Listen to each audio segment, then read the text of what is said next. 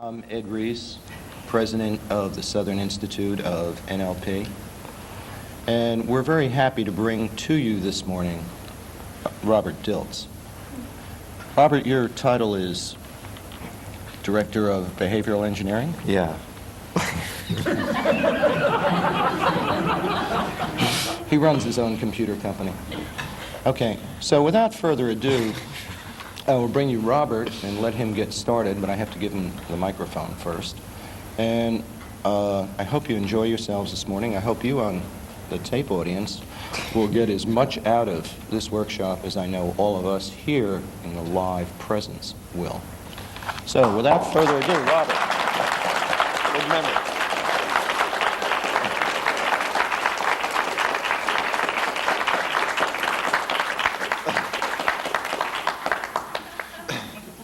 So we're going to be doing advanced language patterns. Language, yes. Because we're really going to do, I want you to get your ears boned up, because what we will be doing in the next 2 days is going to be exploring actually not just language, but something that's a little bit more fundamental, and that is specifically how language interfaces and influences belief systems. Sleight of mouth is named after sleight of hand. And sleight of hand, as you all know, is the form of artistry that involves the production of illusion. When a card magician pulls out his deck of cards or her deck of cards, shows you an ace, and then, it's kind of the now you see it, now you don't. It turns into a queen of spades or queen of hearts or something like that. What they've done is to use a particular form of artistry that involves working with the hand being quicker than the eye. And in a sense, this term of sleight of mouth is not so much about verbal trickery as it is about how people use language to create or alter the illusion of reality, which is basically what belief systems are about. Beliefs are not about reality, they're about how we perceive reality. They're about relationships of reality. And language, more than any of the other sensory types of input that you have, more so than seeing, more so than hearing tones or timbres or pitches in the world around you, and even more so than tactile contact with the world, it is language that's most responsible for forming and impacting the kind of beliefs that we have about the world around us, and thus the way that we act in that world. So language becomes, I think, it's one of those things that separates human beings from other animal systems. It's one of the things, I think, that allows us to sort of stretch and open up our realities in a way that can push us into new experiences, that can take us into places that go beyond what is immediately available to us in our sensory environment. Sleight of mouth is a set of about, a dozen patterns. And being a dozen patterns, it sort of stretches the typical limitations of consciousness, which is 7 plus or minus 2.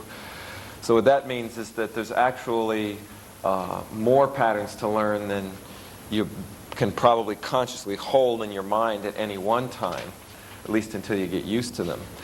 So we're going to be kind of learning them in chunks rather than trying to get them all at once, and we'll be building up to them. I first began to become aware of sleight of mouth, maybe I should do a little bit of history on this.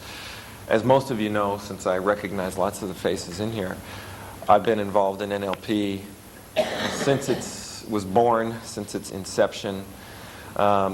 Incidentally, practically, my first exposure to NLP was just about a dozen years ago today. About a week ago or so was when I first walked into an introductory linguistics course at the University of California at Santa Cruz and stumbled upon this man standing in front of the class. There's about 200 beginning linguistics students, whose name was John Grinder, and never experienced anything like it in a college course before. He was this fairly dynamic person. He taught us, those of you that are familiar with NLP will recognize the impact of this. He taught us the meta model on like the second day of class, the entire meta model, and the idea of representational systems, all in one 2-hour class. So here was a group of college students with these tools, these very powerful tools, verbal tools, the meta model, where you could go and find out what people meant by things. You could challenge nominalizations and unspecified verbs and modal operators. And I was taking politics courses, and it was like, this was a godsend to me, you know. Oh boy, I could finally, I mean, you're never stuck for words when you have the meta model, because you can always challenge somebody's question, so on and so forth. The only problem was, this was before they had developed the techniques and concept of rapport. You know, when you learn NLP, you actually learn it the other way first. You learn rapport before you get the meta model.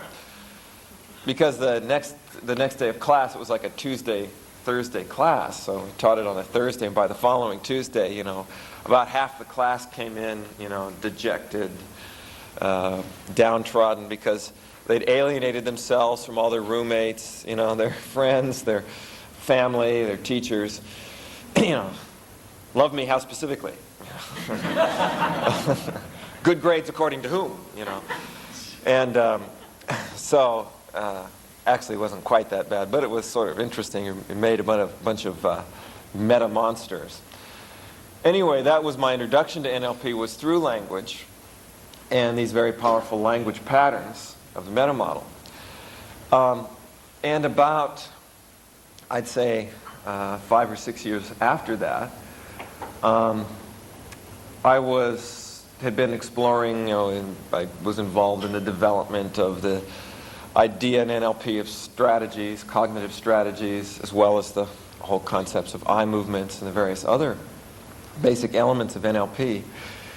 And since a major part of NLP has to do with modeling, I wanted to be able to take these NLP skills and model famous people. In fact, one of the very first things that I ever did with NLP was, after I got the meta model in this first class with John Grinder as one of my projects, I showed how Socrates, in his dialogues, was actually purposefully violating and then using meta model patterns in order to force the people that he was dialoguing with into making particular kinds of mistakes. So I've long been interested